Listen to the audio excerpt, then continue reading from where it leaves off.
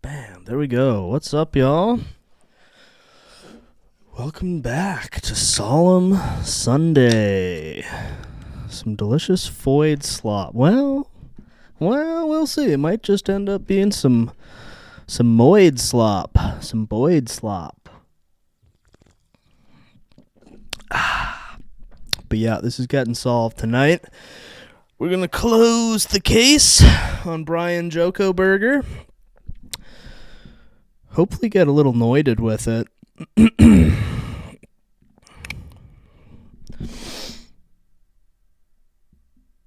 Hello, Ben. Watching from his brand new laptop. I assume a giant Alienware laptop with a enormous auxiliary fan for gaming, I assume. What Hyperborean drink am I enjoying tonight? Well, Hyperborean cola, of course.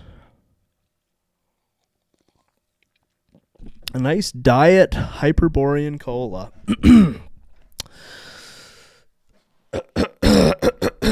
So yeah, we're going to continue our case from whenever that was into the Idaho 4 murders.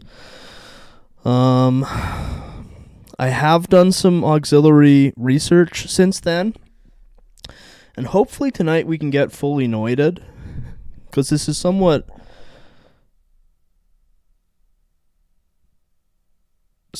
disappointing, Yes, Ben, strapped to a gyroscope. Perfect. That's what you want in a laptop. You want a laptop that's bigger and bulkier than a than a desktop with a full suite of auxiliaries. But yeah, Diet Coke, Hyperborean Cola. That's for real soda heads. I think if you're a real soda head, you gotta be drinking Diet. You can't be drinking like 5 Dr. Peppers a day.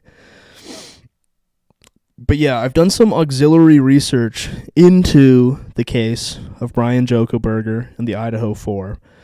Tell that to Asmongold. Wait, is Asmongold drinking straight up normal sodas? That's crazy. But yeah, here's the thing, folks. I really don't want to be an anti-noid guy. You know what I mean? Isn't liquid death that like canned water? But yeah, I don't want to be an anti-noid guy. I want to be as noided as possible here. Hey, what's up, Gaines? But I did read the book on this case, When the Night Comes Falling by Based Howard Bloom. My boy, Based Howard Bloom. And I gotta say, at this point, I kind of feel like Brian Jokerberger probably did do it. And listen, I don't want to be the anti-noid guy here. So hopefully tonight we can find some evidence to counteract that. Maybe some fun theories that are a little bit better. But yeah, we can maybe go through some of what I learned in the book. I probably should have done this like a week or two ago when I actually read it, and it was a little bit fresher in my mind. But I feel like there's stronger evidence that he did it than anyone else. But tonight we're gonna try and get noided on it. I'm gonna hop into the voice channel here if anyone wants to hop in. So we'll see. We'll kind of go through the non-noid version. A lot of people have a lot of money tied in it to Brian being guilty. Okay, we'll go through the evidence here, and hopefully we can come up with that it was actually the Aryan Knights or the cartels or something. But there's certainly a few suspicious things about Jokerberger. And it might be that I've spent too much time reading non-noided versions of the case. Well, one non-noided version of the case. But we can go through it. Brian stands to make a ton of money if he's proven innocent. Lots of lawsuits in his favor. Because who's got money tied into Brian being guilty? Sorry, I should have prepped a bit more for this. There's some videos I wanted to dig up. But yeah, okay, I have a baseline understanding of the case. And my impression is this, that like there's a number of pieces of evidence that are being used against Mr. Jokerberger. Oh, yeah, true. I mean, yeah, look at me buying Howard Bloom's book on Kindle, and then promoting it for free. But my impression is there's a number of pieces of evidence against Mr. Brian Jokerberger. Let me pull up a picture here. And individually, a lot of those pieces of evidence. What happened to my dark mode? My precious dark mode. Are often somewhat thin, but there's a lot of them, and there's a couple. Oh, what's up, John? Yeah, you guys better be on your best behavior now. John's here. Weapon set to stun. Threat level. Threat level midnight is bad. What would be like threat level medium? Like threat level evening. Yeah. No end towers now that John's on the job. Yes. Yes, John will Idaho for us all. Because, like, yeah, I mean, the book I read,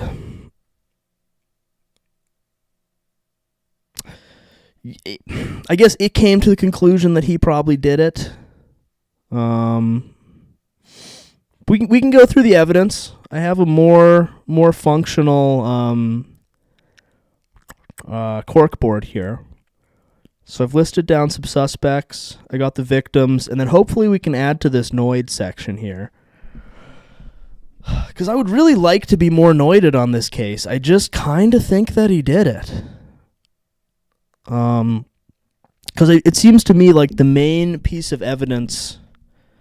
I'm not convinced a guy who drives a white 2013 Elantra would have the balls to murder somebody. Well, I mean, because this is the thing. There's a number of pieces of evidence. Let me start up an evidence tab here. I read this book a couple weeks ago, so I'm going to have to kind of remember in real time. I'll go. That's why I was using the Scrivener cork one the other day, because it has the nice cork background, which is aesthetically pleasing, but it really does not work well. And this Final Draft beat board functions a lot nicer. Okay, well, he may be mad gay driving an Elantra, but, I mean, that has not stopped several murderers in the past. He seems like the type of guy who would try to murder someone, realize halfway through he doesn't like it, and get caught for attempt, not go on a rampage. Can we start the noid with the fact that the roommates were awake and aware of it happening? Okay, yes, the 911 call is exceptionally strange. There is no getting around that. Yes, I'm going to add that to the noid list for sure. Because here's the thing, guys. I don't know. I wasn't there. I can't see into the hearts of men. So I'm more than happy to go down some noid trails. I think that's going to be kind of the goal of tonight is to get noided on it. But I'll lay down some of the evidence against Mr. Joko Burger. Oh, the 911 calls. Yeah, okay. We'll hit the 911 call. We'll hit the 911 call for sure, because it's crazy. It's crazy, okay? But for evidence against him, so I think the number one thing is the DNA evidence. And the thing is, all the evidence is a little bit sketchy on its own, because the DNA evidence is apparently like from a clasp on a sheath of a knife that was left there. And it's the amount of DNA that you just kind of like leave from touching something. And apparently this style of DNA evidence has been, yo, what's up, Goblin? Has been thrown out in court cases before. And there were, I'm going to put this on the noid list too, 2 other male DNA samples. And the DNA evidence, what's up, Myron? Praise the sun. So yeah, it's this sketchy type of touch DNA that hasn't fully, hasn't always worked in court before, okay? The knife DNA is the strongest evidence they have against him. That's like the main one.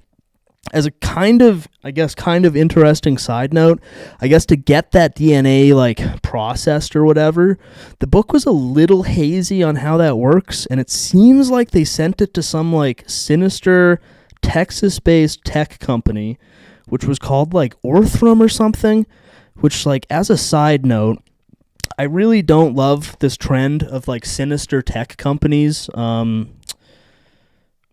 having like obscure Lord of the Rings names. I wish those guys would leave Lord of the Rings alone. But yeah, it was some sinister tech company that like traced this minute amount of DNA on like the sheath button. And I guess this tech company was like sort of funded by if anyone's familiar with like internet crazy guy Charles Johnson, he had something to do with it. Like, it was talking about him, and then it was like it referred to him as a right-wing troll, and I was like, oh, that guy who like posts like insane shit. And then the book was a little bit fuzzy on the company. It was called like Orthrum, which I think is like the name of the big ass wall in Lord of the Rings. But it seems like all these tech guys are really into Lord of the Rings and naming their like kind of evil companies Lord of the Rings stuff, which personally, as a Lord of the Rings guy, I wish they would not do. But yeah, I think it was like Orthram or maybe like Ortham, but whatever it was whatever the name of like the big wall, some big wall. I think the one that like between Gondor and Mordor. But yeah, so they have this DNA evidence, and that's how they initially... Tech guys are really into infringing our civil rights and liberties in the name of private companies. Yeah, I mean, it feels like you have all these companies who are all like competing with one another to try and like produce... Okay, I'm going to cut myself off the camera there. Produce the one ring of power that will like bind us all in darkness. So I wish they would fuck off with the Lord of the Rings stuff. Moscow, Pullman. Yes. Okay. We'll get to the cell towers too. Let me do a little list here, and then I'll go from memory. So cell towers, car, Amazon purchases, and general behavior. Okay. So we see Moscow. Yeah, we'll get to the cell towers. Did I do on the early life check on Howard Bloom? No, I do not. Okay. Listen. He's really good at it. Yeah, based Howard Bloom, my boy Howard Bloom. Who he's not fully noided. I will admit that. If there's a good noid book on this, I will check it out. Howard Bloom might not pass the early life check, but he is very good at narrative nonfiction, making it fun. They just need to start using the names from the Lesser Key of Solomon and stop beating around the bush. Yes, that would be nice. They're not doing it in a Catholic way or a black metal way, some third terrible way. Yes. Yeah, Nick might have the inside scoop on this. That's true. Howard Bloom, he would know. I think Howard Bloom would know what Mossad has to say about Brian Jokerberger. But yeah, so they have this sketchy evidence. My impression, it never specifically said this, but my impression was that they traced that minute amount of touch DNA through some sort of like Ancestry.com style thing. What does the accused look like? Here, I got the picture right here. He looks like that. Okay. Oh no, John's missing out on his Family Matters times. I'm going to have to dig into... We might have to do a whole other episode on Carl Winslow. That actually might be one more for the pod. I mean, him looking spurgy and creepy and looking up serial... He does have...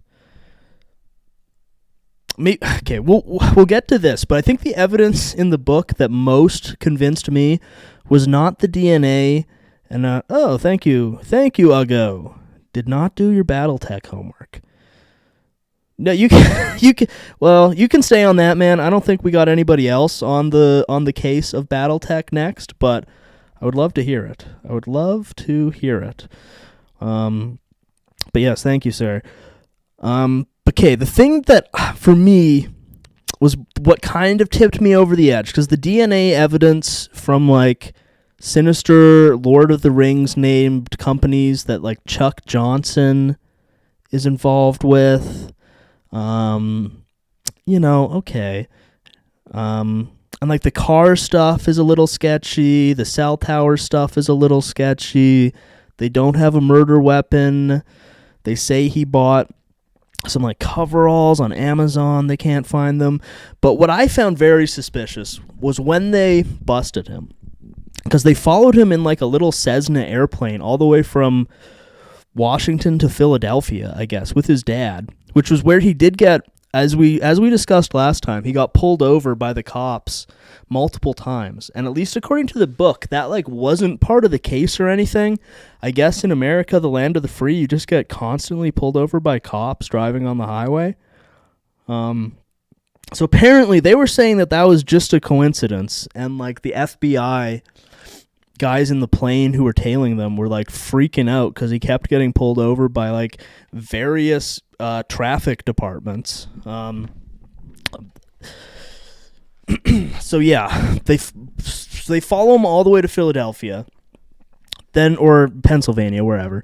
And then while they're there, they're trying to, 'cause again, this is where the book really had a kind of glaring void of how exactly did they get from this like tiny 20 nanogram particle of DNA to making him a suspect. That's where it gets kind of fuzzy. My impression was it was some like they traced it through like ancestry.com or one of those like genealogy websites. I think they hired Koberger to do it. But anyway, when he was in Pennsylvania visiting his family, apparently he would like put on latex gloves and in the middle of the night like put all of his personal garbage into Ziploc bags and then take those bags to deposit them in like the neighbor's garbage cans. Which for me that seems like more sus than like basically anything else. Like, can't guys be autistic? I guess. Like, for me, that's pretty suspicious. And when they burst in with all the SWAT guys, some like giant fleet of SWAT guys swinging on ropes through all the windows, he was like in the process of doing that.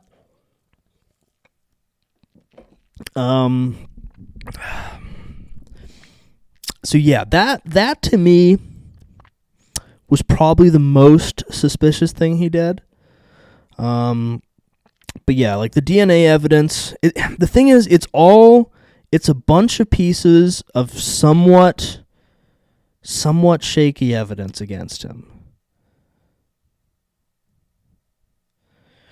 Whether or not he did it is irrelevant. A cover-up is happening, but how far up does it go? Maybe. But yeah, so they have the DNA evidence, which we don't really know how they got that to him. And then once they have the DNA evidence, they start putting everything else together, right? So they have this like video of the car. Let me see if I can find this video of the car. Murder car footage.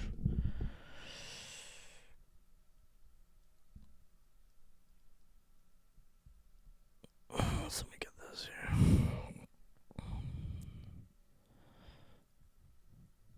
Sorry, I'm just trying to find. This is just some guy talking. But then once they get the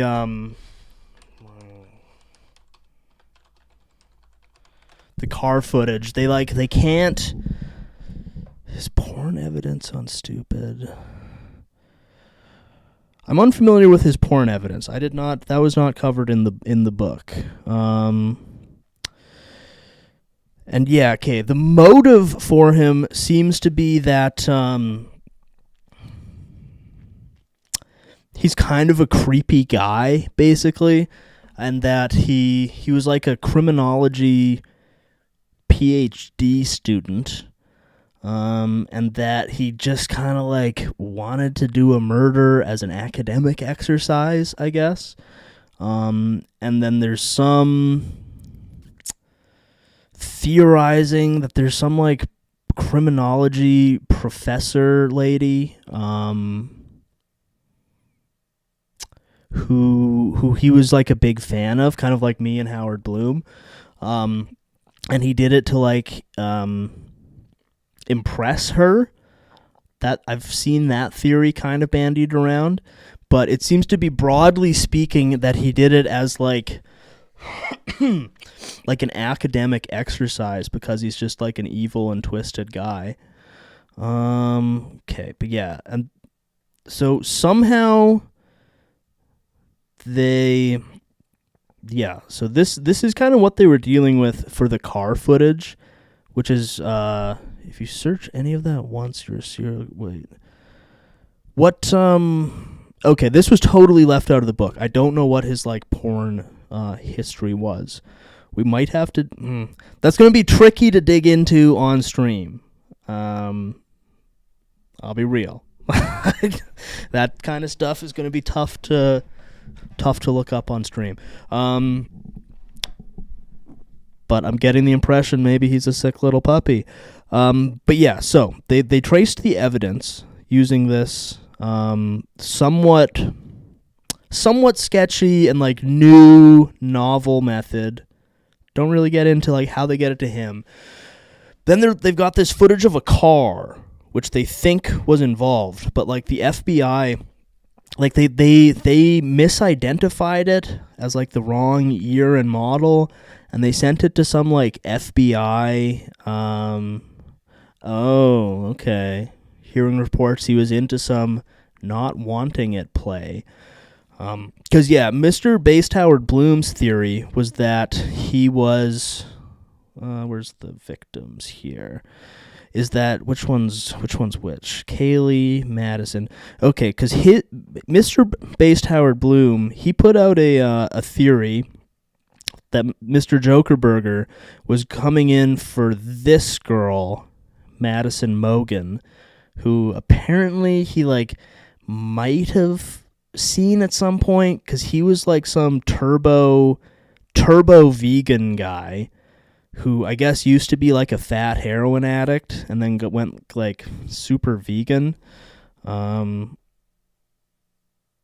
sorry, I'm missing chat. John pleads guilty for selling acorn. But yeah, Based Howard Bloom's theory was he was coming in for this girl and then kind of like ran into the others incidentally. We'll get to the 9/11 call. That one's part's really weird. But yeah, they have this like grainy footage of a car that they weren't able to like properly identify. Let's watch this video. 2 minutes. That's reasonable.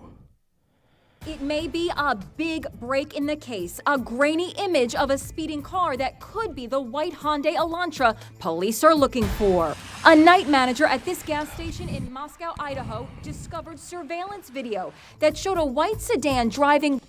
Like, is that an Elantra? Is the question. Because they pumped it into some, like, advanced, like, FBI car IDing database, and it came back with like a different year and model. But then once they did the DNA stuff, they were like, oh, maybe it's a 2013 Elantra. Why would you try and murder someone who lives in a house with like 6 people? That's stupid. Well, apparently 2 of them, I think, were not usually there, because this girl Kaylee had lived there and had then moved out, but had just come back for that weekend. Enhance the image. And then this guy Ethan, who was Xana's boyfriend, like wasn't always there, although there were at least like 2 other. There were 2 other people there. We'll get back to that. But yeah, like, so the FBI's like supercomputer car IDing machine, like it came back with, I don't recall the exact model, but it was not a 2013 Elantra. Where was the one where they have a picture of an Elantra? Like, is that the car? Looks like a Corolla, could be an Elantra. But yeah, like the FBI supercomputer did not come back with 2013 Elantra. Let's just watch this. University of Idaho students were murdered. The timestamp says 3:45 a.m., right in the time frame in which police say the killings took place. The video has been handed over to police. It shows the car traveling on this road outside the gas station. It's just 1.2 miles from the house where the students were murdered. Who's out at 3:45 a.m. speeding? And this is significant, Harris, very significant. In a town of less than 50,000 people, less than 30,000 people, the driver has not come forward. Why? Inside Edition spoke with news. Yeah, did the mastermind autist take his own car and also leave his sheath behind? Because the sheath being there was like kind of the key point in evidence. Take care, John. We'll do our best to keep things civil without you. Good luck on your interviews. But yeah, where were we? Oh, whoops. That's what I'm after. But yeah, so they have the car. So like the DNA. Wait, a car speeding a mile away. Let's just finish this video. Nation's Brian Enton in Idaho. The exact direction we don't know. We know that it was on Highway 8, right in front of the gas station, and turned onto a side road. It appeared the car was headed out of town, and reportedly... I believe a mile is 2.4 kilometers. The night manager says she was acting on a hunch and went through hours of surveillance video from that night. Turns out her hunch was right. Now questions are being raised about why a month after the murders, that gas station video and others from businesses along Route 8 had not been already examined by police. There are several other businesses nearby that may have captured the car on security cameras. Shannon Gray, attorney for the family of murder victim Kaylee Gonsalves. Yeah, we'll maybe get into Steve Goncalves too. Gaines, do you have any red pills on this Steve Goncalves character? True crime for goys. True, real, based. Yeah. So, okay. So we've got the DNA evidence. We've got the car. Both of them are a little sketchy. I mean, I don't know how well this DNA evidence stuff works. But that's what kind of led to everything else. Then there's the cell towers thing, which has him pinging off a cell tower or whatever and then like turning off his phone. But what I've heard is that there's only like 2 cell towers in the area, so that doesn't really like put him like in the house. So again, it's sort of all of this slightly circumstantial stuff, but there's a bunch of it. Then we've got the Amazon purchases. There's like 2 again. Does anyone know how the whole like cell? Because presumably, my understanding is for like pinging off a cell tower. Is it like tracing your location, or it's just that you pinged off a specific cell tower? Because if it's only like 2 cell towers in town and you're pinging off them, that's going to put you in like a radius of however big that cell tower covers. Yes, it was a party house. That is true. It's a ping anywhere within the radius. And I don't know what the radius of a cell tower is, but he lived pretty close. I want to say that he lived like that. The place he was at was like 10 miles away from Moscow. You ping off his... Okay, so yeah, like pinging off a cell tower just means you're like in range of that cell tower. And I guess he turned off his phone from like 3 until 5 or something like that, when the murders happened. So again, it's a little bit barely 10 miles. But yeah, like honestly, I feel like if I was a supreme murder gentleman, I would maybe drive like part way there and then walk a bunch. I don't know. I haven't really thought it through, but driving your own car does seem I don't know, not the best idea. But whatever. Yeah, a bicycle. Like, I guess you wouldn't. Well, because in the book it's said that he yeah, and I would leave my dang phone at home. It's sort of said that he took some crazy route to get home, though I don't really know how they would know that if a cell tower is just pinging a like general proximity.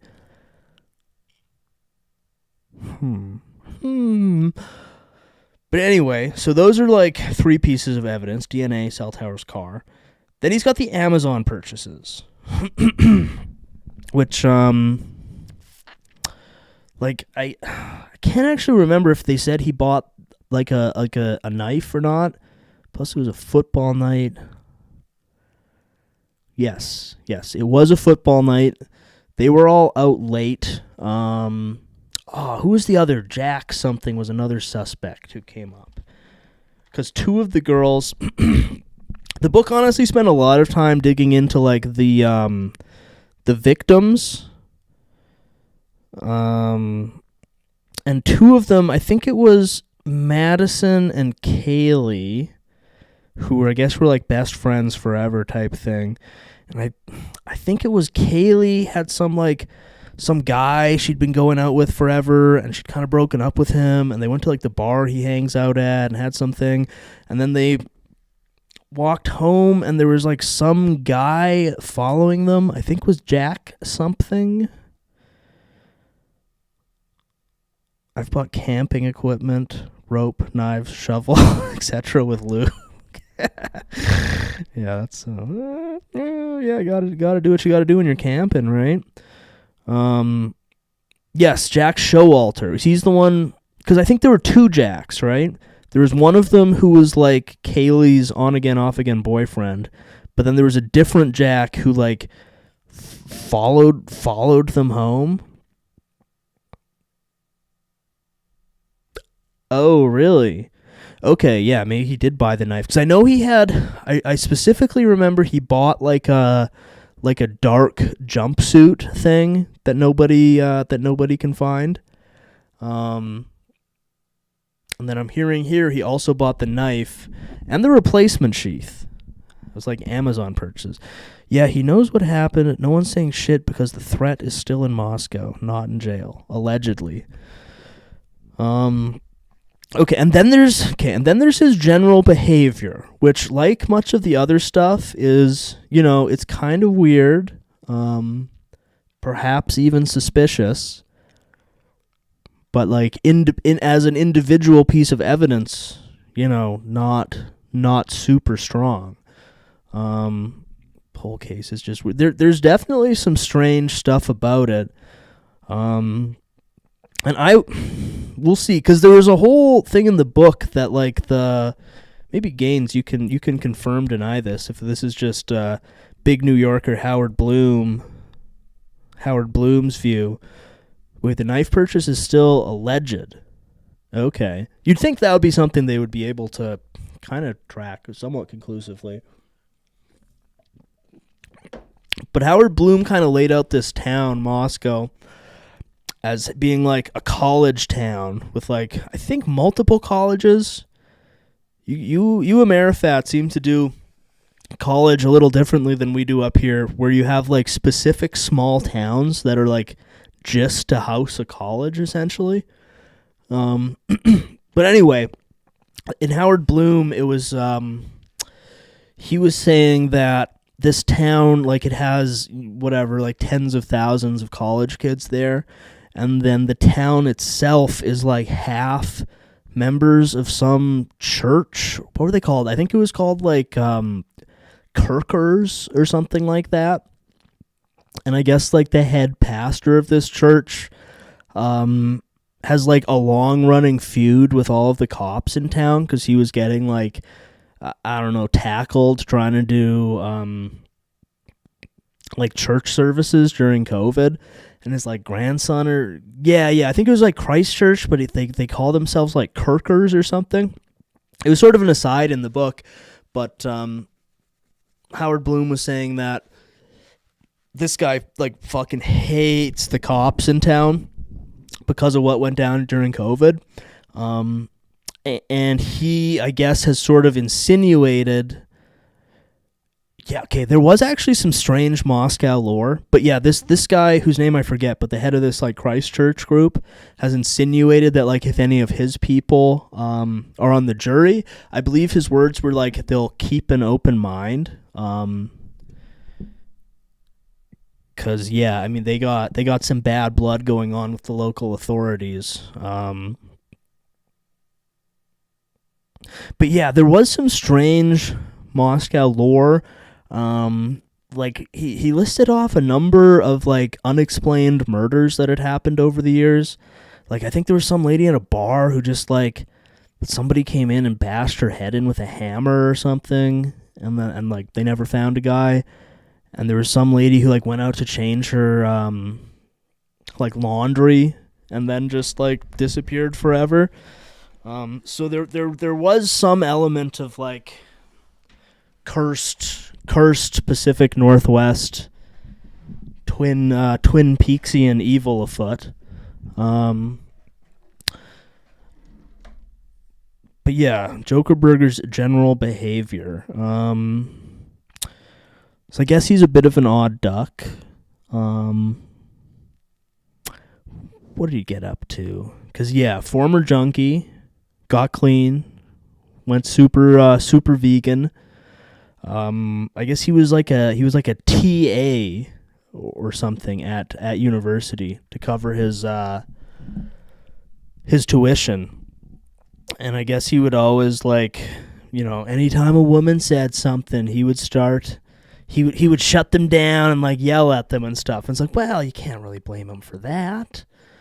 And I mean, I guess he's sort of like a convenient type to pin it on, because he's a little bit creepy looking. He kind of looks like Richard Hanania.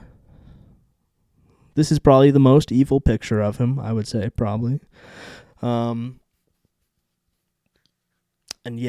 I'm not familiar with his let's see, Brian Koberger porn. Maybe is this gonna show me porn if I search it? I just want a list. Of what he was looking at, not the actual stuff. Idaho. Oh, okay, here we go. Daily Mail's not gonna show me anything too bad. Quadruple homicide suspect Brian Jokerberger reportedly made disturbing searches on his cell phone in the months after he attended a pool party, which may provide the missing link between him and the alleged victims.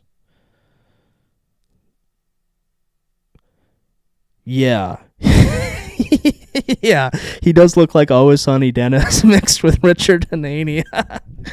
Truly elite human capital. That is very apt. That is exceptionally apt for how this guy looks.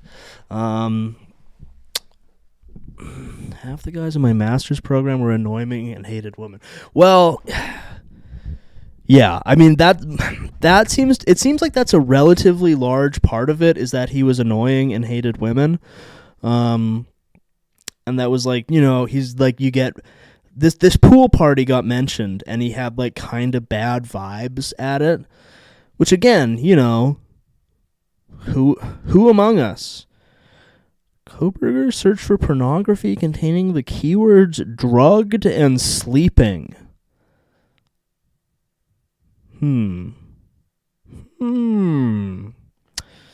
that's not great. It's white Hyundai Elantra. In any other circumstances, I would not support this physiognomical freak. And I gotta say, for me, like I found the wearing latex gloves to put his garbage in Ziploc bags, which he then put in his neighbor's trash can, and the way he looks, to me, those are probably the two chief pieces of evidence. I put more weight into that than I do some Lord of the Rings ass tech company allegedly tracing his DNA. It's really like I don't love the way he looks. That was this window. Yeah, he looks a little bit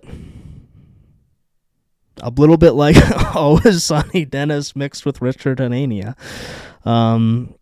Again, that is proven or alleged. Oh, the searches. Yeah. I mean, I guess that's always a question too, is like they say this stuff, but like is it real? Like you would think that is the type of thing that you could prove. You know, I would think. But yes, various traffic pullovers. Right. You know what? Let's get into the morning of, because that is sort of perhaps the most strange thing. You've never searched up sleeping share bed stepmom. Yeah, I don't know. Sleeping and drugged. Can't say I have, to be honest. If he was looking up something normal, like stuck in a drying machine or whatever. Yeah, okay, the morning of call. I know we listened to this last time, but it might be worth checking out again, because this one was, like, super weird.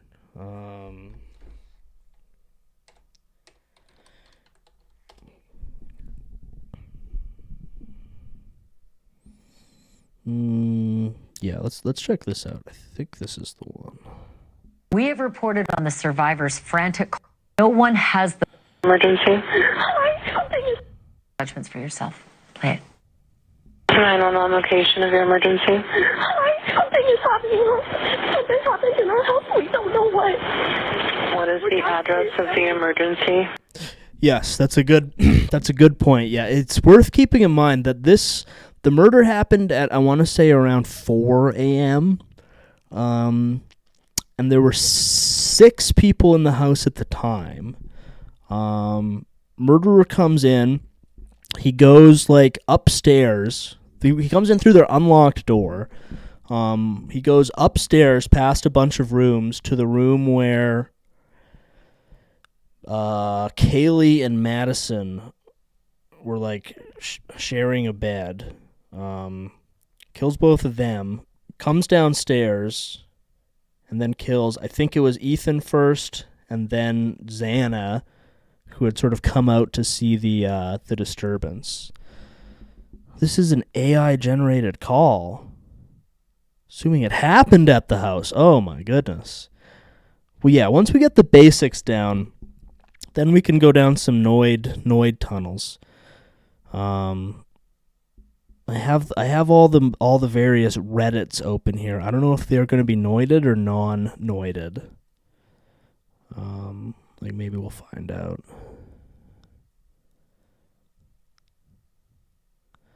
Don't people scream when they get? Yeah, I mean, there's some strangeness here.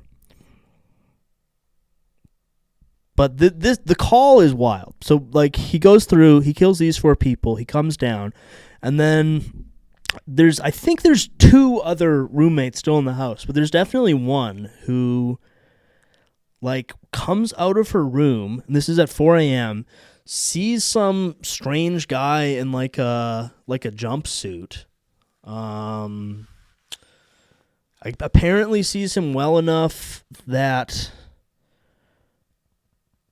she remembers that he has bushy eyebrows under his like balaclava, but she sees that because you would think. Now listen, full disclosure, I have never murdered anybody with a knife, nor have I like seen that happen. You would kind of assume, because definitely it's claimed that at least like Kaylee, I believe, did fight back, and I think Ethan might have to some extent, but it seems like it would have produced some amount of noise.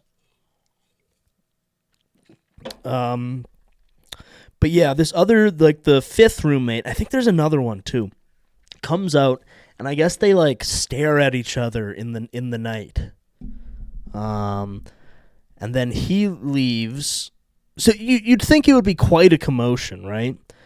Because from my understanding, two to three of them fought back. Do we know where they were stabbed? Presumably somebody knows that. I believe Ethan had his like throat cut. I don't know off the dome, but you would think somebody would. But yeah, he comes downstairs and like has like a stare down with the fifth roommate. This is at 4 a.m., mind you. He leaves, or they leave. The person leaves. The suspect leaves. And then the roommate like goes back to bed. And I guess there was some like because there were like the two remaining roommates were like texting back and forth. Ethan was reported to be damn near decapitated. Then they rolled that back and said he was beat to death. Okay, I mean, in based Howard Bloom's account, he said that he got his like throat cut and went down pretty fast. But that was after like, 'cause I think he like he must have heard something from upstairs and came out. You can't even scream with your throat cut, so that makes sense. If you're stabbed just about anywhere else, the immediate response would probably be some kind of screaming or groaning, right? You would think that it would make like some degree of commotion to brutally murder 4 people with a knife over like a pretty short period of time. Like I think it was all like a matter of minutes. But yeah, so he comes downstairs and then he's like, has a little face off with the other roommate, who then goes back to bed. I believe there's some like texting that goes on between the 2 remaining roommates. It's weird that she went back to bed, but they had various randos in and out all the time. It was so dark she wouldn't see that he was covered in blood. That's possible, because apparently the suspect was in some sort of dark bodysuit, but I think he was wearing like a balaclava. So like, I don't know. I feel like seeing a masked man in your house at 4 a.m. like should set off some alarm bells. And yeah, so like the 2 remaining roommates like text back and forth, and they don't make the 911 call until noon the next day. And this is after they've invited like 10. Also, they saw a naked guy leaving. I haven't heard about this at all. Moscow murders naked guy leaving. Let's just quickly run this one down. According to the affidavit, she allegedly witnessed a naked man running through a rear sliding door. She lived on the home's first floor and came face to face with the alleged killer. What?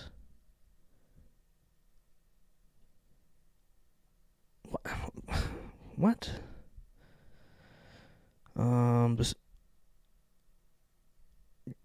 Okay, when is this from? This is from November. Was this that long ago? I guess it must be. Okay, yeah, this is like a giant evidence nuke. The surviving roommate in the University of Idaho stabbings has begged not to appear at the suspect's hearing. Bethany Funke, they were all murdered. Where's the stuff about the naked man? However, one of the 2 survivors, was it Bethany? I've seen footage of stabbings, and honestly, I can't recall if they were screaming or not. I feel like it would make some degree of noise. His swarthoid hair would probably be all over the place if he was naked. Well, yeah, because I remember in the book it said something about him not having any bruises on him, but I feel like they got around to him so much later. I'm not sure if that would be like allegedly, or if that'd still be pertinent at that point. However, one of the two survivors, Mrs. Funke, allegedly heard or witnessed things which could allegedly heard or witnessed things. I feel like that should be witnessed.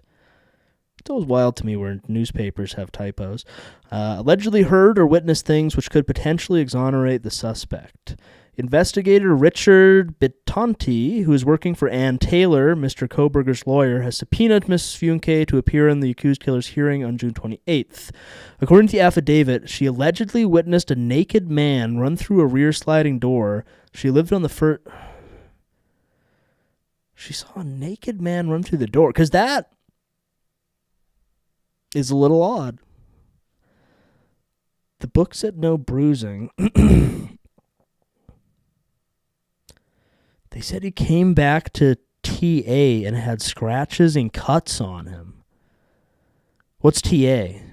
That's the university he was at? Because I feel like I might be misremembering, but the book, I think, specifically said that he did not have bruises on him, and it theorized that because he bought like a work coveralls thing on Amazon several months prior, the theory was that that's why he didn't have bruising on him. And also apparently he was going to be like fired from his teaching assistant's job for being too based and red-pilled towards the female students. You're not misremembering that? Well, yeah, that could be, because I'm pretty sure I do remember it. The inside of his car, well, at least, again, according to the book, so take it for what it's worth, they did not find any blood in it. And I think the, theory was that he had this jumpsuit, which he, I guess, changed out of and bagged up before he got in his car. And then, I guess, dumped in the woods or something. On his way home. But no, my understanding is they did not find any blood or DNA evidence or anything like that in his car. And they also didn't find any, defensive wound DNA, under fingernails or anything like that. The only DNA evidence they have, as far as I know, is the touch DNA from the, button clasp thing on the sheath, which apparently also features the DNA of I think it was 2 other guys, and they found a glove outside. They said they found a hair from the dog in his car. Then they were actually, no, we didn't. The naked man thing is quite strange. It's quite strange. But yeah, so the 9/11 call, and this is 8 hours later, and they had invited, I think it was, 8 other people over. Prosecution not making themselves look professional with this one. Yeah. And so this is either something mysterious or just one of the worst cases of Zoomer social dysfunction that I've ever come across. Because this is the phone call 8 hours later after they've invited a bunch of their friends over to the house.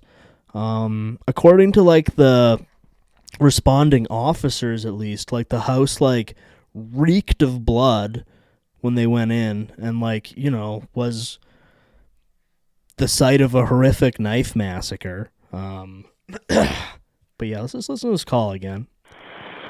1122. What is the rest of the address? Oh, Kings Road. Okay. And is that a house or an apartment? It's a house. Can you repeat the address to make sure that I have it right? I'll talk to you guys. We live at the White, so we're next. So the phone has just been passed. They're passing the phone around. I need someone to repeat the address for verification. The address, 1122 King Road. And what's the phone number that you're calling from? What's your phone number?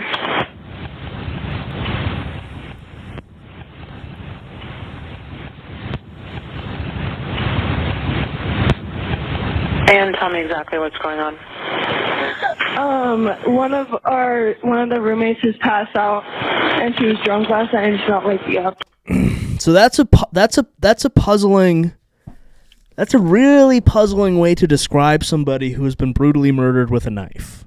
Like, I get that Zoomers aren't good at talking on the phone, can't order from a waiter, all that, fair enough. But that's a strange way to describe a horrific knife massacre. How did the roommate not smell the blood? It's like, yeah. I mean, well, she didn't sleep through it. She was awake and, like, looked at him well enough to say that he had bushy eyebrows. Yeah, and the two of them were, like, texting each other. I forget what exactly they said, but apparently, because there's two remaining roommates who were, like, texting each other, and then they invite all these people over, and, like,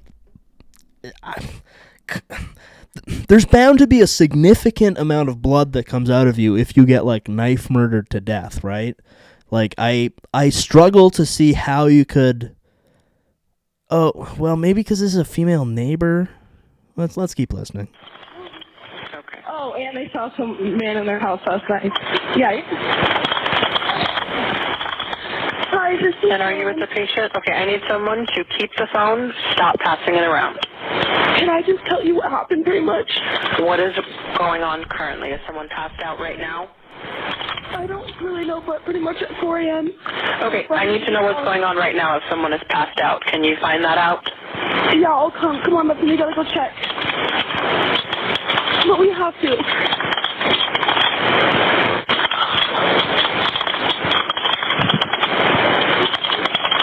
Is she passed out?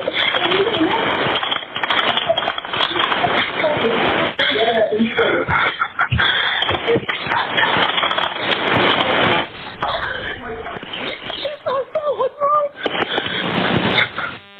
She's not waking up. Okay, one moment. I'm getting help started that way. Okay, thank you. What's wrong?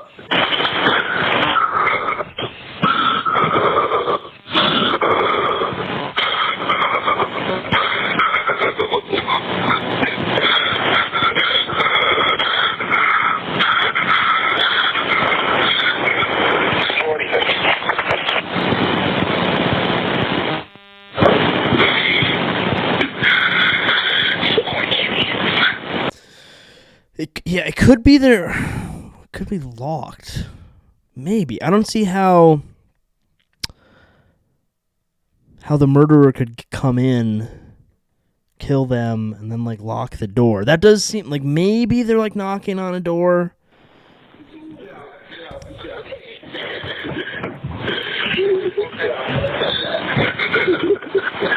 Okay, and how old is she? She's 20. 20, you said? Yes, 20 here to Okay. them. Hello? Hello? Okay, I need someone to stop passing the phone around because I've talked to 4 different people. Okay, sorry, they just gave me the phone. Is she breathing? Hello? Is she breathing? No. Okay.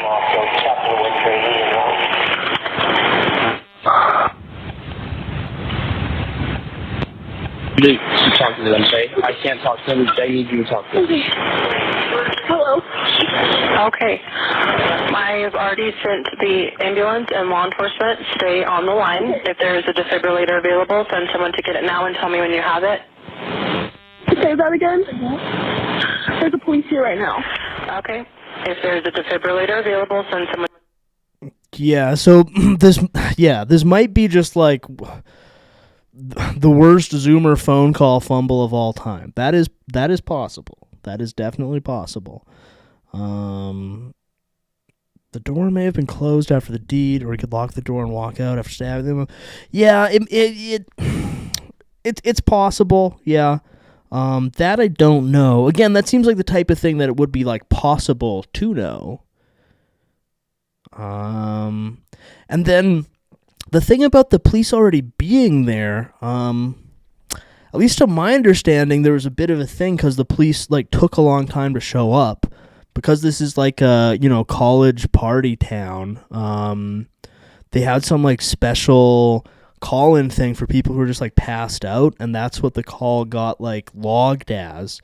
So like I don't think the cops showed up then. It's like a mile away from the house. Was that reported? Why would it be reported that the doors were locked then? Yeah, because like I at least in the book, it didn't mention anything about the doors being locked, and that does seem like the type of thing that like we would be able to know. Like they might like mention that.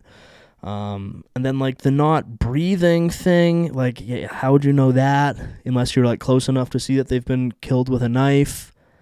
Oh, the ambulance showed up as she was on the call. Okay, well, let's just finish her off here. Get it now and tell me when you have it. Oh, responding. Okay, maybe the cops were there. Do you have a defibrillator? Yes, you have one. Are you talking to the officer? Yes. Okay, I'm going to let you go since he's there with you and can help you. Okay. Thanks for watching. Go to joinnn.com. Is there body cam? I don't know. Do you know that, Gaines? Is there body cam?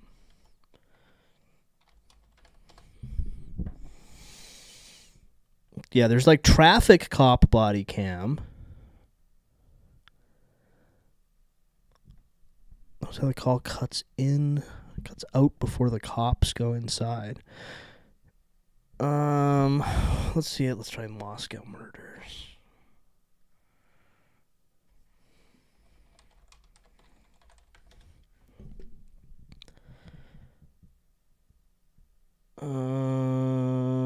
Maybe this has it. Okay, I think we watched this one before, and this was like them hassling some random teens in a field.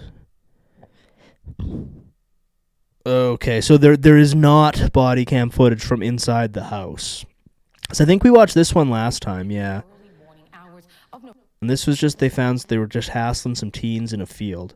Was this the one that had guys mysteriously walking in the background?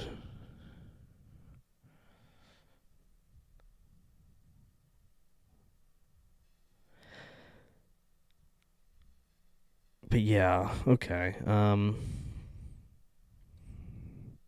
that's the one I think. Let's check out some of these Reddits. Which of the Reddits is the most noided?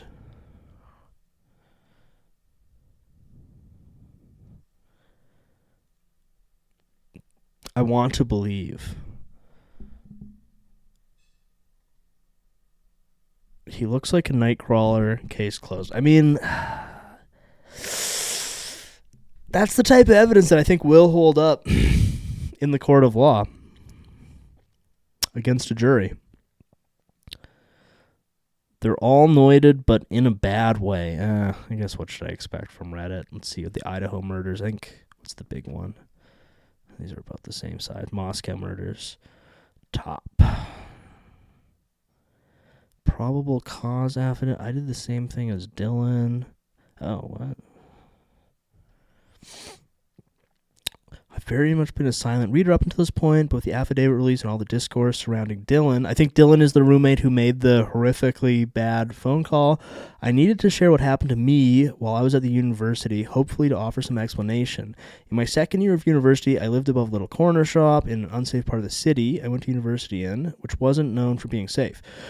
At the time, I lived with 3 other girls and one of their boyfriends. One night when I believed I was home alone, I woke up to a lot of movement coming from one of my flatmates' bedrooms. Do Americans call people flatmates? That doesn't line up. She'd been on a night out. I assumed she'd just gone home, and I got myself sorted out of bed. I then started hearing a lot of panic talking with no response, so I assumed she was on the phone with her boyfriend, arguing. It was an old building, da-da-da-da-da. Her bedroom was closest to the... Okay, get to the point, lady. It's hard to... okay, this one. Her bedroom was closest to the stairs that led up to her flat, and then I began to hear a lot of banging around coming from her living room, which sounded like things being carelessly dropped. At this point, her talking became more panicked, and I realized there must have been someone in the flat. She then called out to whoever was there, telling them she was calling the police. I heard footsteps going to her bedroom door open, and her scream. Okay. I got up before he ran away, even though state of paralysis. Stood there for 2 hours. Okay, well, sure. But cui bono, who benefits from them fumbling the 9/11 so bad? If they were trying to frame somebody else, why act like someone was passed out, not brutally stabbed?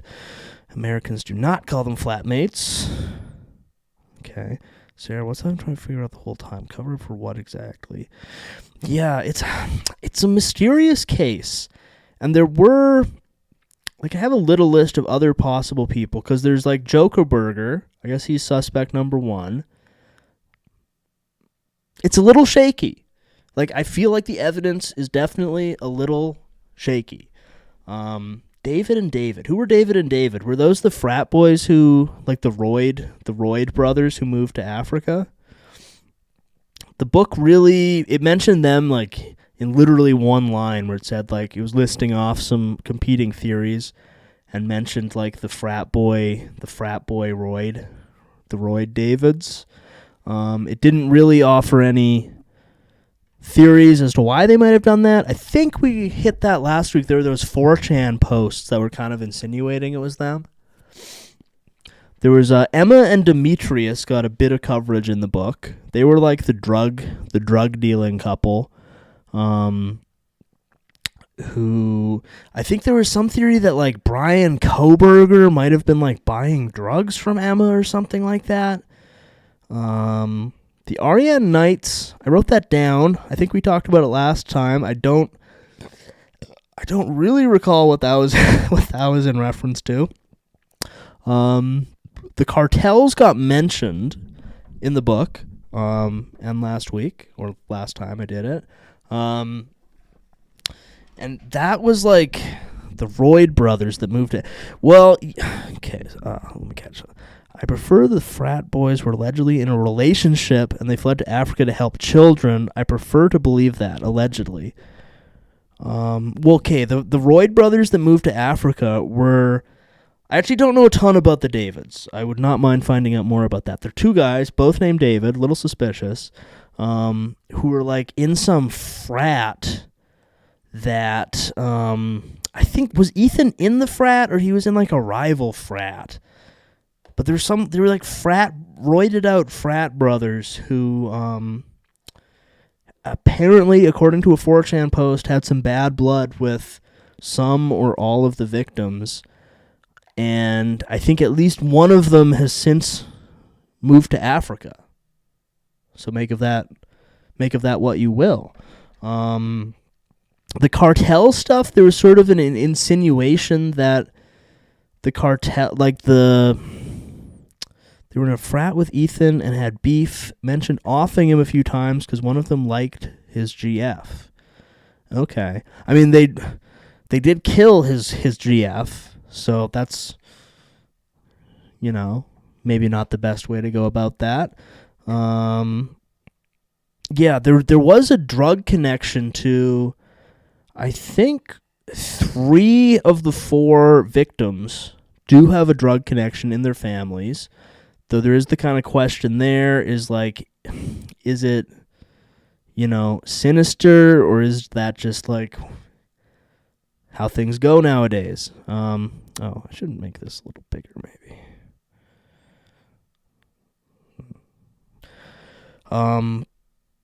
But honestly, with how sloppily this crime was done, it seems like something a roided out 20-year-old would do.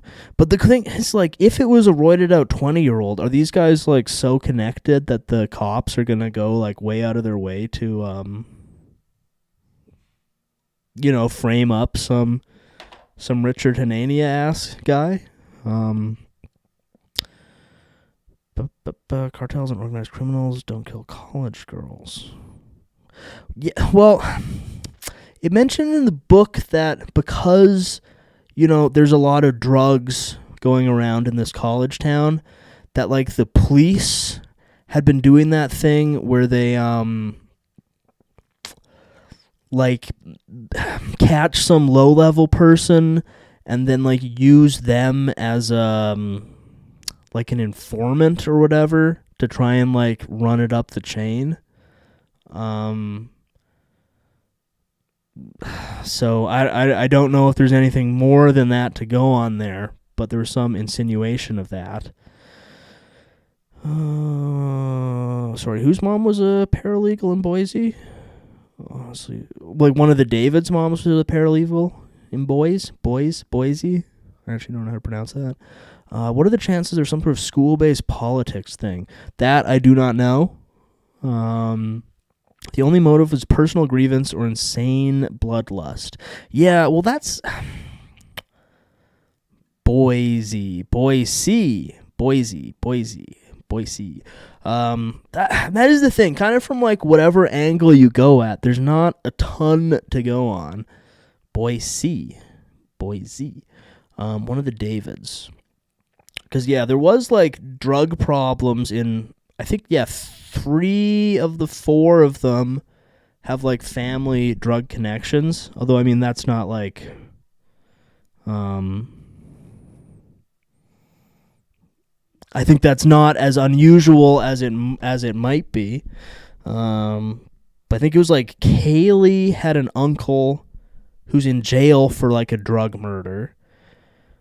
Again, would she be that powerful? Yeah, you wouldn't think a local paralegal's gonna have like that much like sway, you know.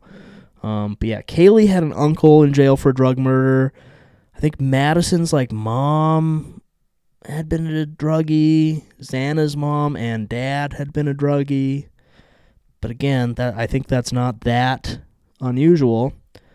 Homosexual drug connections. Could there be a Fargo type angle to that? What would that be? Are we talking Fargo the movie or Fargo the show? Or just a general... Yeah, I mean, that's the thing with the drug stuff. I mean, I think a lot of people just have drug problems, and therefore a lot of people are related to people with drug problems. And I guess there's the ever-present question of malice versus incompetence. You know, like, are the authorities just doing a bad job, or is there something more sinister afoot? Hard to say. Where do I got the Reddits? Reddit will have the answers. Koberger just went back to class. So, okay, Gaines, you've checked out the Reddits. Are the Reddits just like all... Jack has created an IG for Murphy. What's the general vibe on the Reddits? Where can I get some good noid formation? A general Fargo vibe. Yeah, I mean, there's definitely a general Fargo vibe. There's a lot of, like, Twin Peaks, Pacific Northwest, you know, deep-seated Indian burial ground, evil type stuff going on. I think there's a BK is Innocent Truther subreddit. That would have some good noid formation. What would that one be called? Oh, yeah, and I haven't watched any of these videos. This was something that kind of popped out. Like, one of the dad of Kaylee, Steve Goncalves, kind of went on like a true crime TikTok media tour, which had... Is there a community of women who think he's innocent for being cute? Yeah, I'm positive there absolutely are. What is that community? Do we know? What's that one called? Brian Koberger Innocent Reddit? What is Brian Koberger? Is it Brian Koberger Moscow?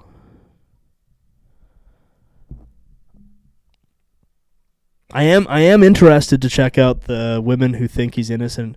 Justice for Koberger? Is that actually what it is?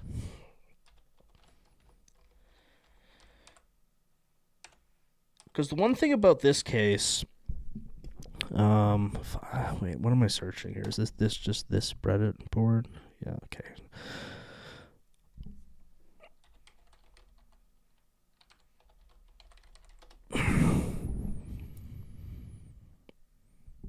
That's not spelled right.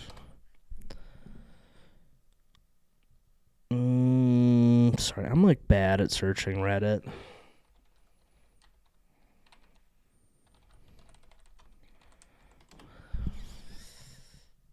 Oh, Justice for Koberger. Here we are. It sort of turns a rock over for a lot of like strange little bugs that are just part of life now. But yeah, Steve Goncalves went on like a TikTok Foyd slop, like true crime media tour. I wonder if I can find those interviews. Because he's like doing like interviews with what was the name? There's some TikToking girl who has like 1 billion Ashley with a GH on her show Drop Dead Serious. Let me see if I can find this. Steve Goncalves interview drop. And it's a strange little... I mean, listen, I'm trying to, like, muscle my way into the true crime marketplace, which really... Margarita ladies have a real lock on the whole business right now.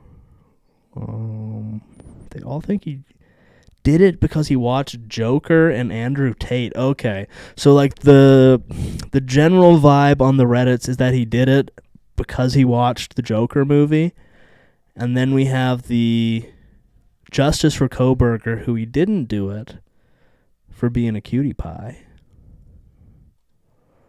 Golf clubs, regarding tribal intelligence, helping on Goncalves, GoFundMes. The knife. I'm curious about the knife. So we know Brian Koberger purchased a K-bar knife. That's not in question. Is that true? Do we know that? My question is, did he ever say he was still in possession of or got rid of the knife or anything? I know if I were innocent yet accused of murder with a specific weapon, I'd hand mine over and say, test it all you want. You're missing nothing. Do we know that he purchased the knife? That was not in the book. The books, it mentioned that he had... like the coveralls, it did not mention that he had the knife. Let's see what the ladies over at Justice for Koberger have to say. That's still alleged. Okay, well, like I say, I don't know about, what's in the book, what's not in the book, all that, but it did not conclusively mention him having bought a K-bar knife. If Brian Koberger is innocent, what's the most popular one here? Question for those who believe Joker Burger is innocent. Is he confirmed as a Joker guy and an Andrew Tate guy? Or is that alleged too? Fair trials matter. I came here ooh boy.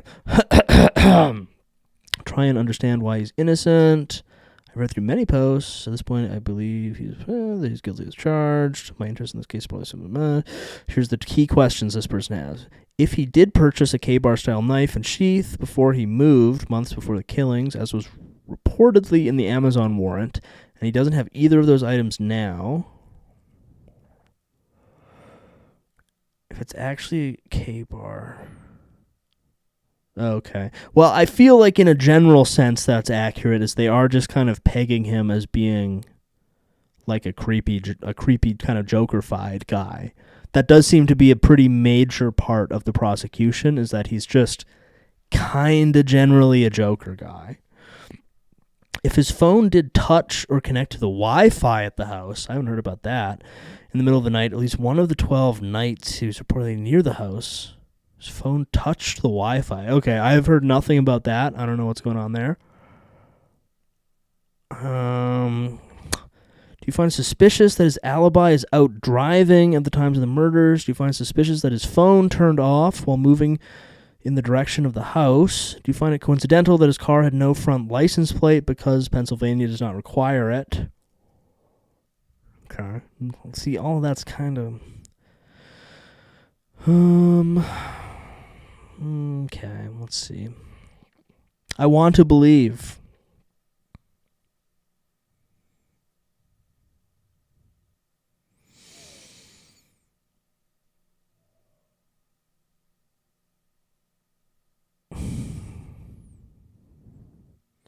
The Wi-Fi claimed is based on an offhand remark that Steve said. Okay. Not that buying a K-bar knife is sus, but if you're suspected of knife murder right after buying it, I think being... Yeah. Well, I don't really know what the story with the knife is, because in my main source of information, the book, it did not mention it at all. I'm sort of getting the impression here is they're saying there's... Let's see, Koberger, Amazon warrant. They're saying there's some Amazon warrant. Let's see what AI has to say. In the Brian Koberger case, prosecutors sought and obtained a search warrant for Koberger's Amazon activity to gather evidence related to his potential purchase of a K-bar knife and sheath. The warrant issued by a judge was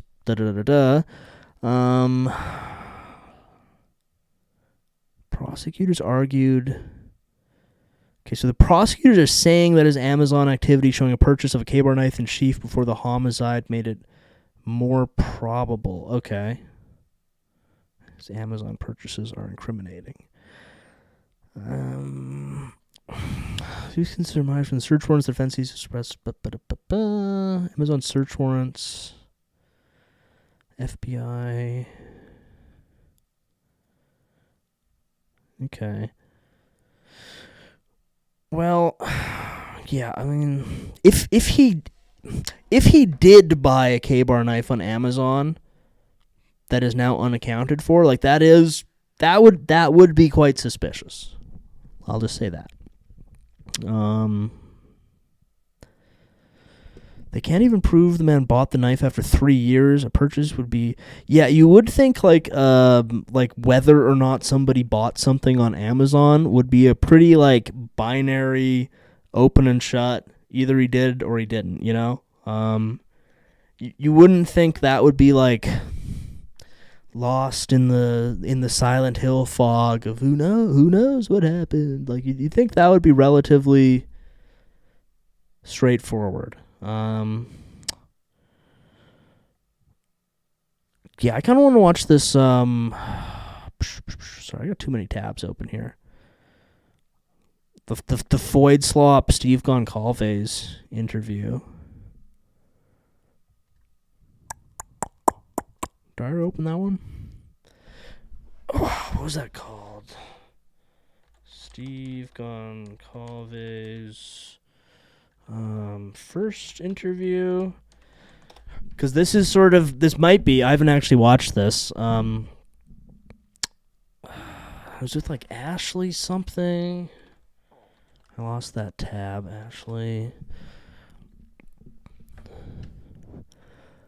Sort of a glimpse into the horrifying world of true crime Foyd Slop. Ashley Banfield, that sounds right.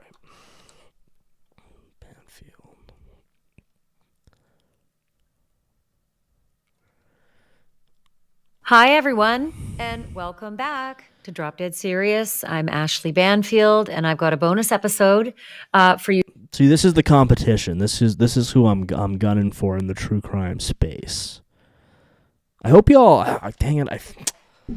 I should have had a theme, a margarita theme for this episode. I really effed up on that one. I apologize. Next time we do some boys true crime, I'll drop what flavor of margarita we're all supposed to drink on the night of. So I'm coming for Ashley's spot. Ann Taylor would have dropped him by now if she truly believed he did it, and he'd be stuck with some shitty public defender. Who is Ann Taylor not a public defender? Is she like the top public defender? What's this deal with Ann Taylor? Is she's like a respected public defender? Today, it's very special. A lot of breaking news that I've just discovered. I've said this before. My brother just reminded me. So this next part that I'm going to tell you is, guys, wake up. And it's only, I think, Hunter, according to Steve Gonzalez, it's only Hunter who ends up going close enough and getting in and seeing his friend come out. But there's been some back and forth a little bit to tell them, prepare us more because our phones are going to ring. We're going to see people. Okay, I don't actually want to watch an hour of that. Let's check out Justice for Kohberger. The only way the knife would be impossible to trace like that if it was somehow purchased in secret using a gift card that had a fake name attached to it. Yeah. The Goncalves parents are upset over the change of venue.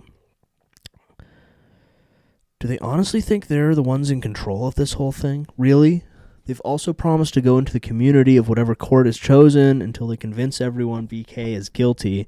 They actually said something about them being right, but I'm paraphrasing, probably not all very well. So they're basically doing everything they can to make sure BK doesn't get a fair trial. I mean, I feel like if you think somebody has murdered your daughter, it's not unreasonable that you would do things within your means to like try and get them fried. Another 4chan post leaked the location of said knife. Oh, really? Long Lake Horde. Okay.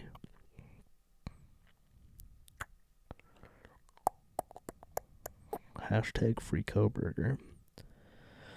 No evidence, no motive, no connection, no murder weapon. Okay.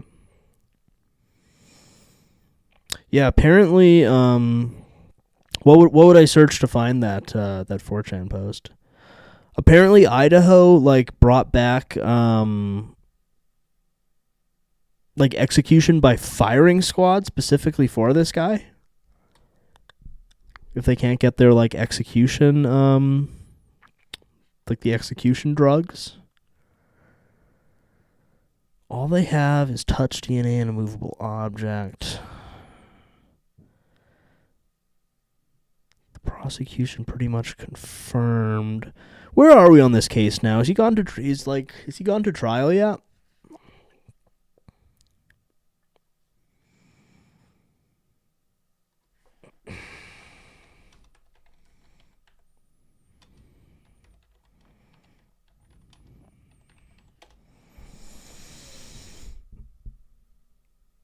Yeah, it could be some long game politics at play here. He goes to trial here in August. Okay. Some interesting 4chan rumors. Ooh, 4chan rumors.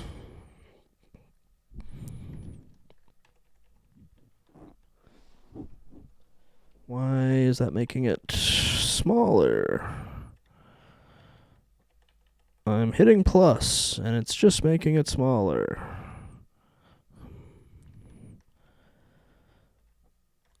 Okay. Let's check out some of these 4chan rumors. That's where all the good shit is. Okay. This may be it. Something odd about the level of police and/or investigator in company. Yes, Myron. I kind of agree with you. Him looking like Richard Hanania is probably the strongest piece of evidence. But that might be, I'll admit I might be biased there, and that I think Richard Hanania should be sent before a firing squad. So that may just be, me projecting that onto Mr. Kohberger. At least one of them, okay, I don't know what that's in reference to. At least one of them wasn't. She was found dead with her white boyfriend. Okay, they were stabbed to death. Rumor here is that it was a disgruntled boyfriend of one of the girls. Is this the part? Is there still an active what board? What board of is 4chan even still around? What board is this all on?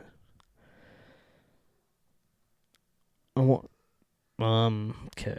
Rumor is disgruntled boyfriend. This is the part that doesn't make sense to anyone I've talked to. Seemingly nobody has any idea what's going on other than a generic, it was a targeted attack. Source on the stabbing, I live in the area. It's pretty well known among the students in the community, but the police, okay. So, Gaines, you're kind of on the ground there.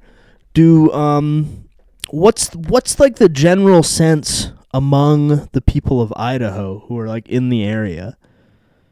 Are they baying for blood? Do they think he's innocent? Like what are people on the street saying? For some context, the area where this happened is a street away from Greek Row. The girls were all involved in Greek life, and the street apartment involved is well known for having almost constant parties.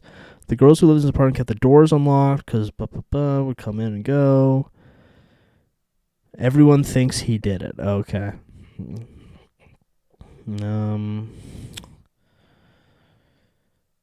Yeah, does anyone know what 4chan board has been tracing this? I'm pretty sure 4chan is back now. The weapon was a K-bar. Okay, I don't know if this really has anything here.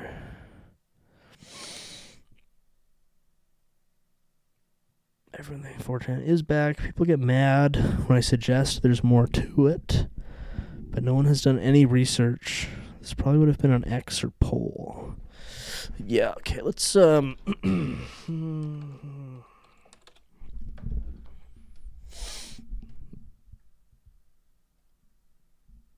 okay. Oh man, I actually got to pre-screen this. I do not want certain things popping up. Control F. Idaho. Nothing. What do we think this thread would be called? Does not appear that poll has an Idaho thread. Been on the case since anyone was in Moscow 3 weeks after it happened. What for you is like the main thing that makes you think he didn't do it? Or is it kind of like a drip of like kind of things that make you go, Did the judge just let it slip that they found the knife?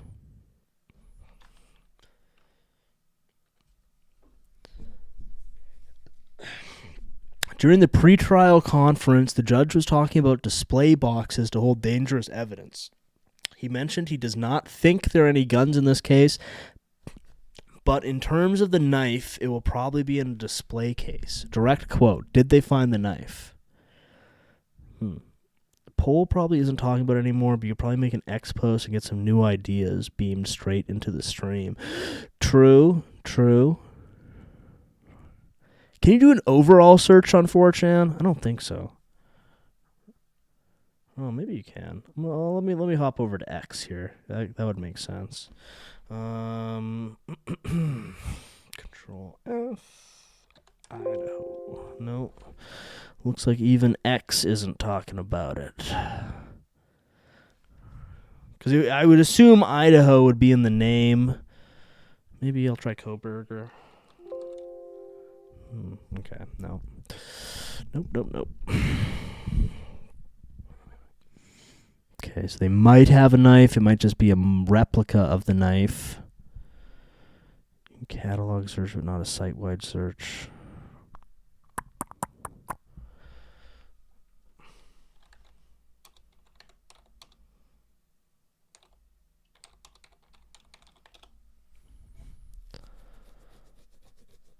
Oh, Chan.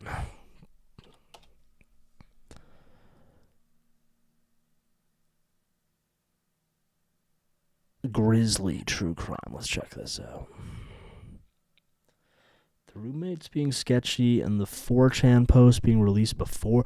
Wait, what are these 4chan posts that were released before they caught Koberger? Oh, this is 2 hours long. Okay.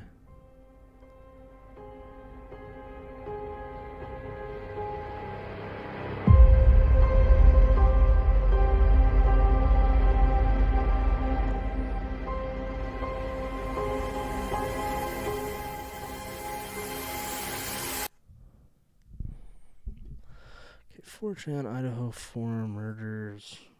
4chan post before Koberger. Okay, I think we looked at these ones. Well, yeah, it's purple, so we must have looked at them before. Idaho 4. Oh, let's see. Some medium posts. 4chan committed and solved a horrific murder in Idaho. Okay. Absolutely tragic. No. These gruesome details. Okay, what are these posts? So this is Monday the 12th, December 22. Oh. Okay, because if these are real, this is like. Yes, I'm sorry that Final Draft doesn't have the corkboard. It's just the Scrivener one. Really doesn't work very well. Okay, so this is a post from, I believe that this is before, because he left for Christmas, so this is like slightly before they caught him. I hung their intestines from a ceiling fan and shoved my knife up Kaylee's C word. I'm hiding in the woods in Shithole, Pennsylvania. Good luck catching me. David Loach is the killer. Okay, I assume that's one of the Davids.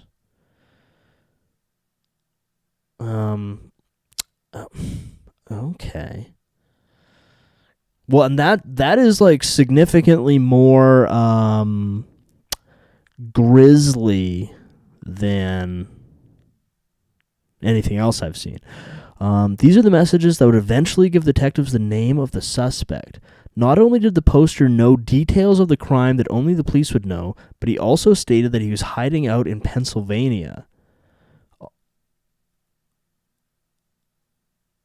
Okay, maybe I need to go back and read this whole thing here. It's absolutely tragic what happened to those 4 University of Idaho students. They were savagely murdered in their own home, and the whole world was wondering who could have done such a thing. Police have made an arrest. Brian Koberger in custody. Trigger warning. Okay, whatever. Okay, they were all killed. This is all pretty normal stuff. Okay, these gruesome details become relevant as I lay out the backstory of 4chan's involvement. The alleged killer, Brian Koberger, was posting on the anonymous message board in a thread about his slayings. This would eventually be what led to him getting caught. Okay, I have not heard this theory laid out anywhere before. Pennsylvania is interesting. Brian Koberger and Brent. Oh yeah, Brent Kopacka. Right, because he was some like insane Marine who I think like died in a police shootout like a week later or something. Right? Am I remembering that correctly? David Loach of David and David fame, known for being suspects in the Idaho 4 murders. True. Okay, these are the messages. Okay, I have not heard anyone else posit that he got caught because he was making posts on 4chan. He tried to actively place the blame on an innocent Sigma Chow fraternity member. Okay. He was swatted and right, yeah. He was swatted. Okay. Because, yeah, he died in like a police shootout right around this time. Weaponized. Don't forget, a 4chan autist cracked the case. How? There was body cam footage that the cops released from the night of the murders. The footage was taken at almost the same time as the slayings occurred. In the distance, a white car near the house was noticed. The cops were at the time harassing some kids for booze and writing $500 tickets.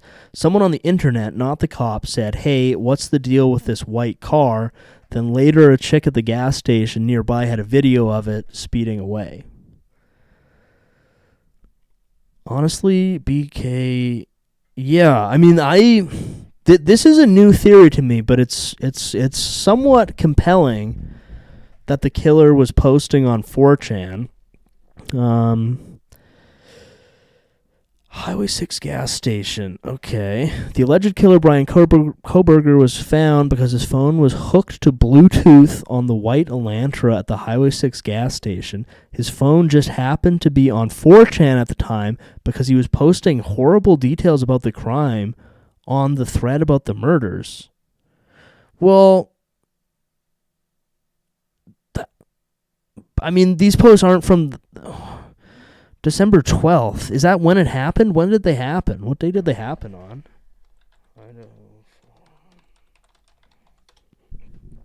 November 13th. So yeah, these ones are like a month later. So I'm not sure about like he was. I don't know when this is a reference to, that his Bluetooth on his white Elantra tapped onto the.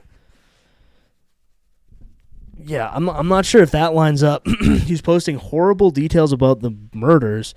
Okay, yeah, I mean the Highway 6 gas station, because Highway 6, that's the one, that's like the famous blurry ass thing, right? Which tab was it? This one.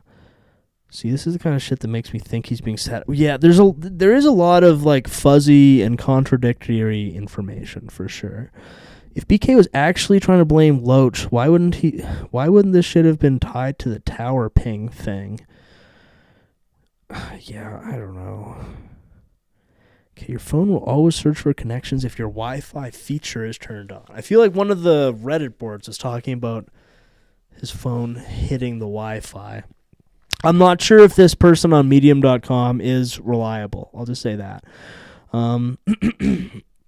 Google and Apple also uses to build programs where your phone goes. This means they found the poster after he kept jumping VPNs while posting on the 4chan Idaho slasher thread. The FBI most likely owns the 4chan servers, and at the very least, everything posted there is monitored by the feds and has been for the last decade at least. Okay. After posting the chilling taunts on 4chan, Brian Koberger seems to have disappeared from the message board, allegedly. But like every crime, we will shortly discover he was a raving madman that everyone suspected but took the cops forever. Okay. Why isn't... Yeah, I don't know. I have not heard this theory mentioned like anywhere before. So yeah, this is... I guess this is allegedly a Reddit post from Jokerberger. Like, you would know that his phone was connected to 4chan and that you can't post on 4chan with a VPN. Yeah, I'm not sure how much I buy this. Hello, my name is Brian, and I am inviting you to participate in a research project. Yeah, he was trying to find criminals to do a Reddit thing. We also know that he allegedly followed the girls on Instagram. Okay, again, I have not heard that before. I don't... What we know about the arrest. After receiving tips about the white Elantra and his phone data from 4chan, Okay. Okay. I assume they obtained a warranty for ancestry sites like 23andMe. Well, that's Dennis from Always Sunny. Okay, yeah, I think this is bogus. Yeah, I don't know what the sitch with his phone tapping into Wi-Fi is. True Crime Cafe with Dago. Let's check it out. This is almost 4 hours long. Holy smokes. Review the old 4chan post. I am curious about that. Yes, we Jefferson. Damn, yeah, this is my competition in the true crime space, and he is killing me. Kelly Coker, great to see you all. The Mountain Mama is in the house. Great to see you here tonight. Brandy B. Script. That's a good point.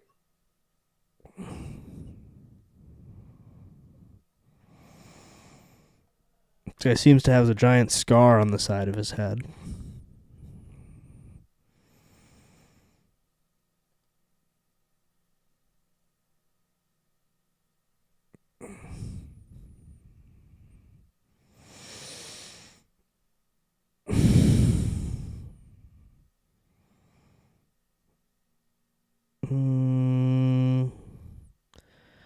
Okay, so there seems to be some people kind of wondering if that post is a big deal. I don't 4chan post.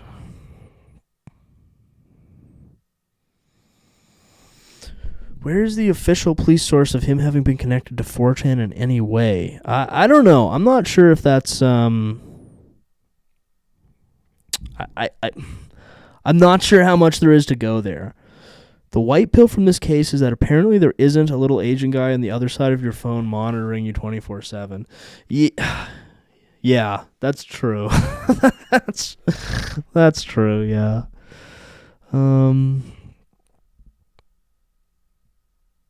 Cause yeah, a lot of this stuff you'd think like the Amazon purchases, and like if he was,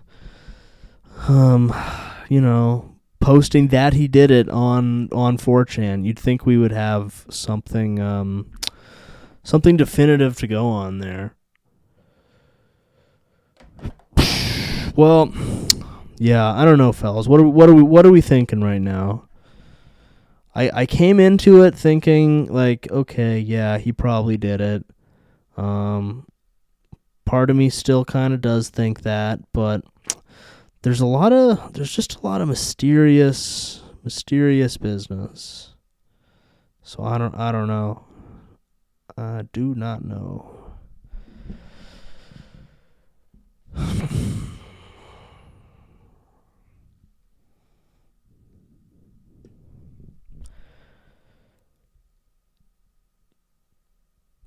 Didn't BK say there was another suspect or whatever? I think his legal team has been saying something about that. I feel like I saw a thing they were going with like the additional oh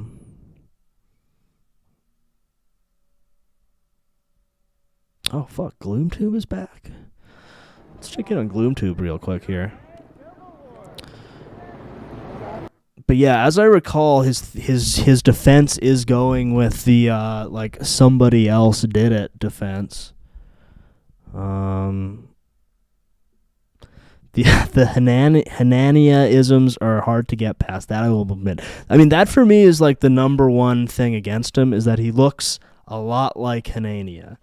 And I will say this too. Like, if he did do it, which I don't know.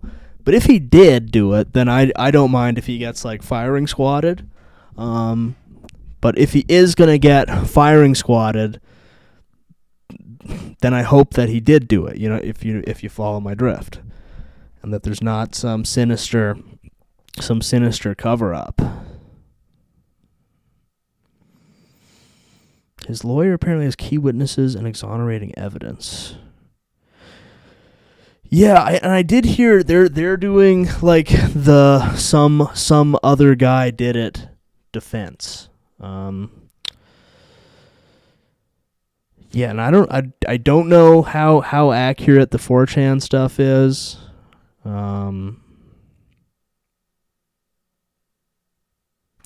Yeah, I guess we'll see at the trial.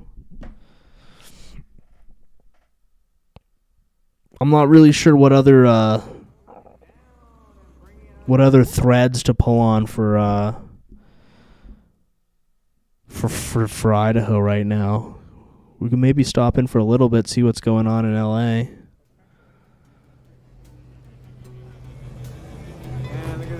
But yeah, once the trial pops off, then we'll maybe do a follow up. Maybe some shocking evidence will come in.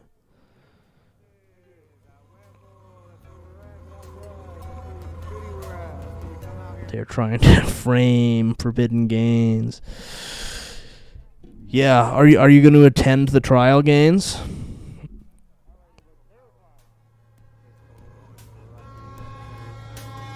What do you guys think about this LA business? Is this going to like metastasize into a summer of riots, or you think it's going to sputter out? Doesn't really look like there's... Well, I guess that's a few people there. I think the Greek drug thing... The Greek drug thing and the small-scale Idaho politics things are probably some kind of political thing, and the murders might just have been something else entirely. Okay, we're saying they're going to sputter out. Yeah. It's probably the case. It doesn't look like there's that much going on right now, at least not on GloomTube. Can you go to trial? I don't know. I feel like in movies I see people just kind of show up to trials. I'm not sure how accurate that is, but I've seen it in movies. They have like all the people who gasp when shocking evidence is released.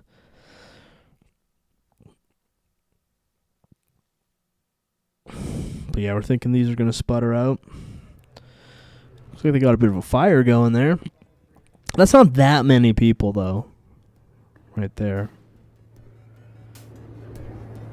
I'm going to get copywritten strike over this shit. Check it out, and if I can, I'll give live updates. Yeah, I don't know if it'll be like a Johnny Depp Amber Heard thing where they're like live streaming it or whatever. I'll probably tune back in once that happens.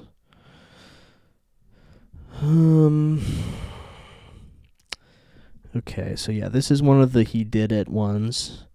The FBI's cast mentioned there's a difference between forming parasocial relationships.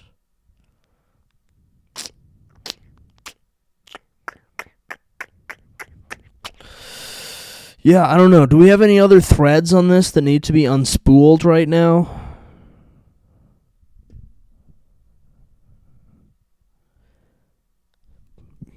Because I got to admit, I'm feeling a little bit stuck on this case at the moment.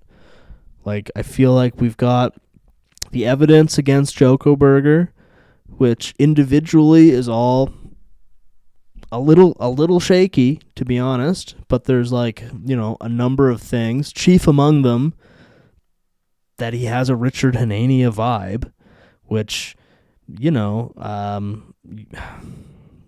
you should that alone is a pretty strong case that you should be incarcerated.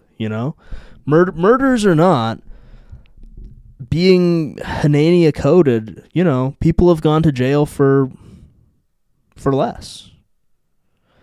So yeah, we got that evidence. There's a lot of like kind of fuzzy things, Yeah, unfortunately, this case is still in the active file. I think we will.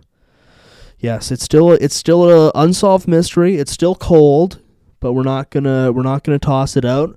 We're gonna continue trying to get justice for the victims.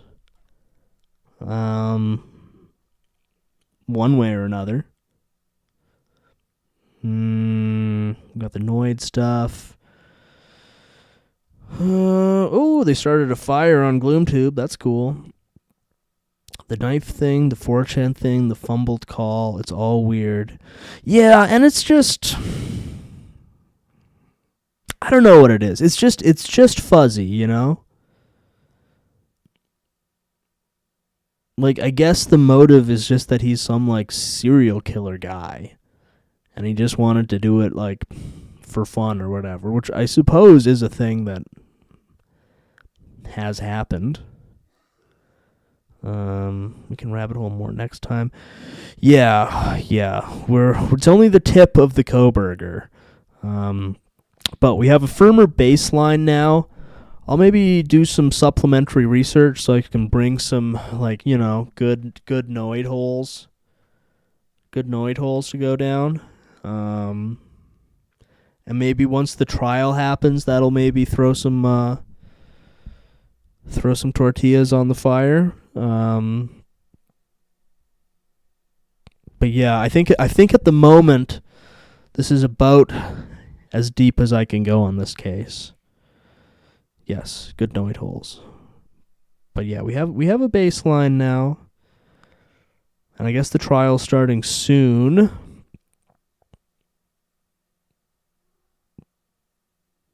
They really don't have that many people here. I was excited when I saw Gloomtube pop up. So I feel like he only goes in for the real-ish, but maybe he's just taking what he can get right now. But yeah, I think that's probably going to wrap it up. Going to wrap it up for now. Probably next time we do a Solemn Wednesday, I'll probably do some Bioshock and Ayn Rand discussion. And then we can tap back in on this case. Once we got some good noid holes gathered, and maybe once we get some evidence, in the court of law, we solved the case. Did we solve the case? Maybe. Maybe we solved it and we didn't even know it. Yes, good work, noids. Good work, noids. But yeah, I think I'm going to tap out on this one, boys. Upload the Patreon episode. Be out in a couple hours. Thank you for joining me in this solemn Wednesday, Sunday. Salute to the fellas. I will catch you in pre-recorded podcast form tonight or tomorrow. I think Sonic Wednesday on Wednesday. Noid hole plugged. Yes, we've all plugged our noid holes a bit. And then we'll pick this one up at a later date. More to come. All right, thanks, lads.